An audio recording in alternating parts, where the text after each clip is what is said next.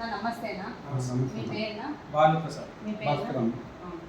నన్ను ఇప్పుడు ట్రైనింగ్ అనేది మీరు విన్నారు కదా, ఈ ట్రైనింగ్ గురించి కొన్ని క్వశ్చన్స్ అడుగుతాను, మీకు అర్థమైంది చెప్పండి. ఈ శిక్షణ కార్యక్రమం మీకు ఉపయోగంగా ఉందా?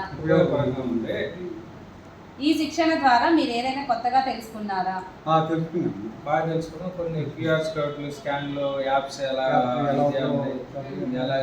చెప్పాలి, వ్యవసాయ పరంగా బాగా నేను చెప్పిన అంశాల్లో మీకు బాగా నచ్చిన అంశం ఏది? ఇప్పుడు మనం అన్ని టాపిక్స్ మాట్లాడినాం కదా, మీకు బాగా నచ్చింది ఏది?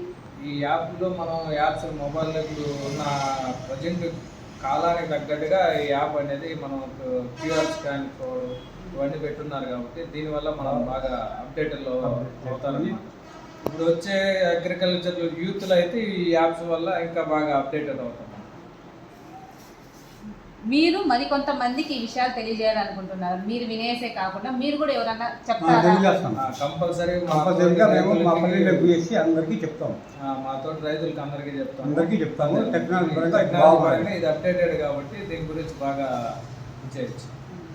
ఇప్పుడు ఈ ట్రైనింగ్, ఈ శిక్షణ కార్యక్రమం అనేది మరింత మెరుగ్గా చేయడానికి మీరు ఏమైనా సలహాలు ఇస్తారా మాకు?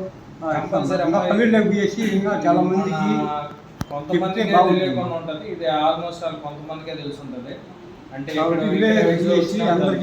విలేజ్లో గ్రామ లెవెల్లో పెట్టారంటే ఒక మీటింగ్ అరేంజ్ చేసి అందరికీ ఒక గ్రామ లెవెల్లో కానీ సర్క్యులేట్ చేశారంటే ఒక డే అనేసి దానికి ప్రోగ్రామ్, కల్చర్ ప్రోగ్రామ్ లాగా ఒక మీటింగ్ పెట్టారంటే అది ఇంకా చాలా మందికి ఉపయోగపడుతుంది. ఇప్పుడు వచ్చేదండి పాతకాలంలో, పూర్వకాలంలో ఉన్నట్టు రైతులు అందరూ ఉంటారు. ఇప్పుడు వచ్చే యూత్ అనమాట, స్మార్ట్ ఫోన్స్ అంతా వాడుతున్నారు కాబట్టి వాళ్ళకి ఇంకా అప్డేటెడ్లో అవుతారు వాళ్ళు.